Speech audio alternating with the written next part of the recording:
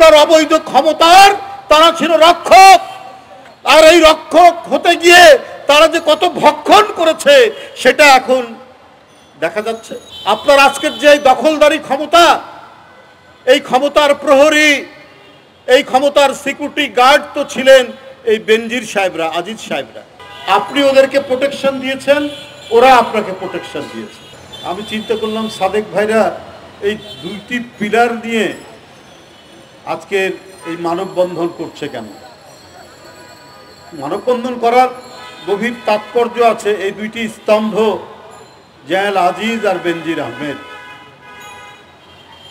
আবার খুব হাসি লাগে মাঝে মাঝে, মানে একটা কথা আছে না, ভূতের মুখে রাম নাম। এই বেনজির সাহেব ওসি সাহেবদের একটি সম্মেলনে বলেছিলেন যে ওসি সাহেব আপনাদেরকে বলে রাখছি দুর্নীতির ব্যাপারে আমি জিরো টলারেন্স দেখাবো। উনি যখন সম্ভবত তখন আইজি, প্রায় 500-র অধিক সারা বাংলাদেশের ওসিরা সেই সম্মেলনে ছিলেন। আরে বাপরে, জিরো টলারেন্স দেখাবেন যদি কোনো পুলিশ কর্মকর্তা ঘুষ খায়। আর আলাল ভাই তো বলেছেনই যে গণতন্ত্রের আন্দোলনে যারা অংশগ্রহণ করেছে তাদের ব্যাপারে ঐতিহাসিক মন্তব্যগুলো কি ছিল বেনজির আহমেদের।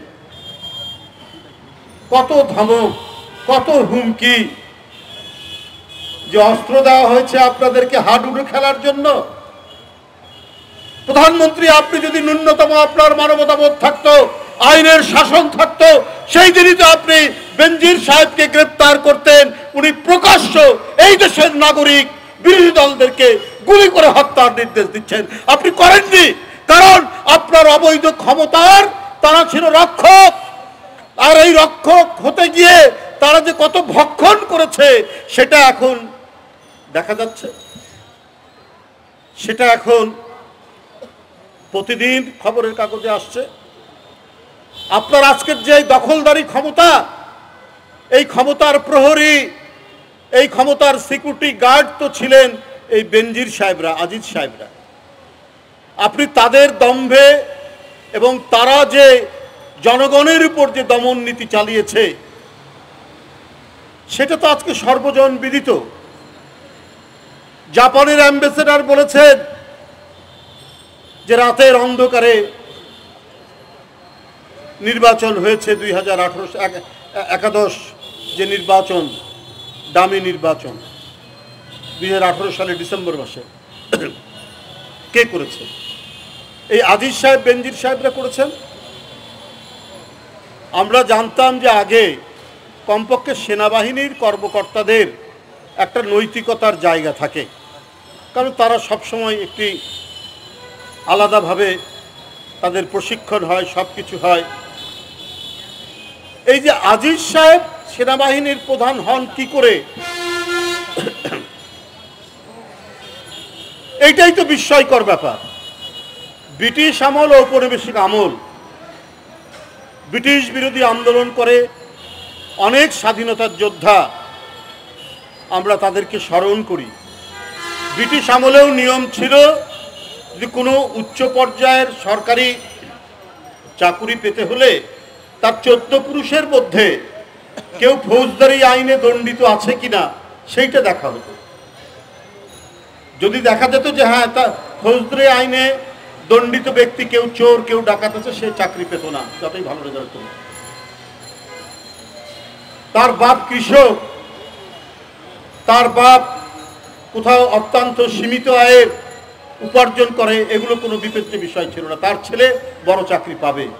কিন্তু চোর ডাকাত যদি হয় পূর্বপুরুষ, তাহলে সে চাকরি পাবে না। আর জেনারেল আজিজ তাহলে কি করে চাকরি পেলেন? এটা তো আজকে একটা বড় ধরনের প্রশ্ন জনগণের।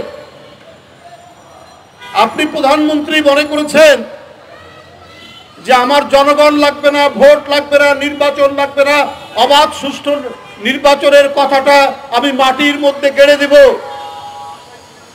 ওইটাকেই কবর দিব,